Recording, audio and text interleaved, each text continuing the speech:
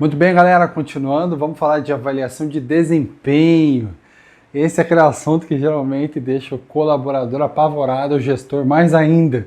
Então, essa avaliação de desempenho, em tese, ela deveria ser utilizada para valorizar a meritocracia. Eu digo em tese porque eu já fui gestor e já fui o gerido, né, o colaborador, já me dei bem, já me dei mal nos dois sentidos aí, né? Vamos falar um pouquinho, a ferramenta que você está... Nossa, bateu um raio aqui, até meu cachorro deu uma latida.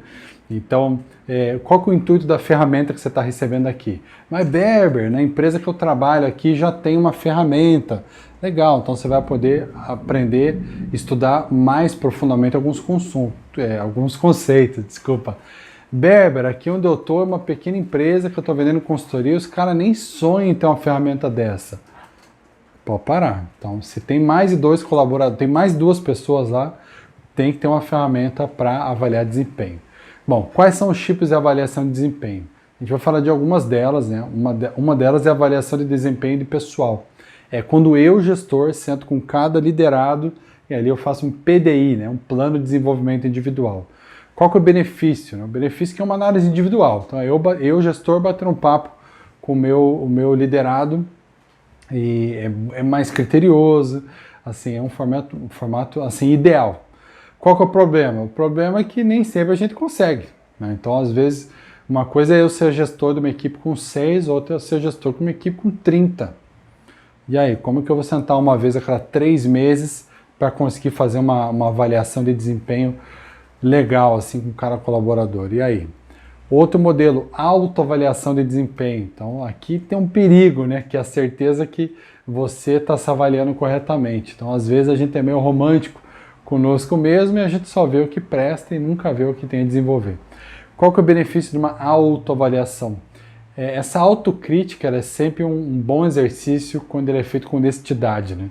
Faz com que o próprio colaborador crie um plano de ação para si mesmo, né? Qual que é o problema? Bom, como a gente comentou, né? Às vezes falta um pouco de honestidade, não é honestidade, mas falta às vezes um choque de realidade do colaborador consigo mesmo. Tá? Então a gente falou dessa autoavaliação e agora a gente vai falar de um modelo um pouquinho diferente, que é a avaliação de desempenho de 180 graus. Muito conhecida, e eu acho que essa é a que mais tem, é a mais utilizada, né, até hoje. Não quer dizer que é a melhor, né? Então 180 graus é eu, gestor, faço análise sua, que é meu liderado. Qual que é o benefício? Então os colaboradores vão saber a percepção do gestor, porque quem está dando a percepção é o próprio líder. Então é bom nesse sentido. É ruim porque quando o colaborador não concorda com o ponto de vista do gestor, vira uma dor de cabeça, porque ela é meio que unilateral. Ela só tem de fato o ponto de vista do gestor. Como eu falei, se eu faço a gestão numa equipe de 10, é uma coisa. Se eu faço de 30, é outra, né? E infelizmente tem organizações que o ideal é você ter uma equipe de até 12, né? Para você gerir e liderar. Mas tem algumas empresas que não dão conta e aí, amigo, você tem uma galera aí na gestão do mesmo gestor. Tem um outro modelo que é a avaliação de desempenho de 360 graus. Então, como a de 180 graus você já entendeu alguns problemas, né? É por isso que vem ganhando muita força 360. É onde o liderado e o gestor, ambos colocam suas percepções e aí a gente chega no meio termo. Então, essas perspectivas elas são alinhadas, né? Então, também é dito, né, que a avaliação 360 graus ela envolve, às vezes, o fornecedor e o cliente. Funciona muito bem. Eu não gosto muito dessa visão, né? Meu cachorro tá latindo, desculpa se pegar no áudio aqui, tá? Vou ter que parar o vídeo, aguenta aí. Desculpa o corte no vídeo aí, mas eu tive que ir lá pegar a minha cachorrinha e bater um papo com ela. Bom, pessoal, a avaliação 360 graus ela seria um cenário ideal. Às vezes, eu não gosto muito dessa visão colaborador e fornecedor, eu acho que não funciona tão bem. Qual que é o benefício, né? Então, o benefício é que vai ser muito melhor, o colaborador vai se sentir muito mais compreendido, né? Eu já fui o gestor e o liderado fazendo e recebendo a avaliação 360 graus e, de fato, ela me parece a mais sensata, mas é uma das que dá mais trabalho. O principal problema desse processo é o gestor conseguir gerenciar a quantidade de pessoas. Então, tem algumas ferramentas, pessoal, que na teoria é lindo, na prática, no mundo real, você consegue no primeiro mês, no segundo mês, no terceiro mês você já está ralado. Vamos falar um pouquinho sobre essa avaliação de competências. Então, sem dúvida, é um método favorito, porque quando a gente fala de meritocracia, falar de competência é o ideal. Então, você tem competências comportamentais, soft skills e competências técnicas, hard skills. Vamos falar um pouquinho dessa competência comportamental. Ela tem muita relação com a atitude do colaborador. Então, alguns exemplos são proatividade, comprometimento, chegar no horário, trabalho em equipe, competência técnica. Então, a gente vai falar, de repente, de saber usar Excel, de falar inglês, de saber operar uma máquina. Então, o ideal seria essa correlação das duas, né? Quando a gente fala numa avaliação de desempenho por meio de competência, a gente tem que pensar num ponto clássico. Primeira aula de administração, você vai aprender sobre o famoso CHA. CHA, conhecimento, habilidade e atitude. Se você não é da área da administração, talvez a primeira vez. Se você é da área da DM, você não aguenta mais ouvir falar no CHA.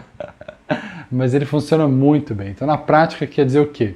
É esperado que um colaborador tenha conhecimentos, habilidades e atitudes para desempenhar uma função. Então, a matriz, uma ferramenta de gestão por competência, vai ajudar muito nisso.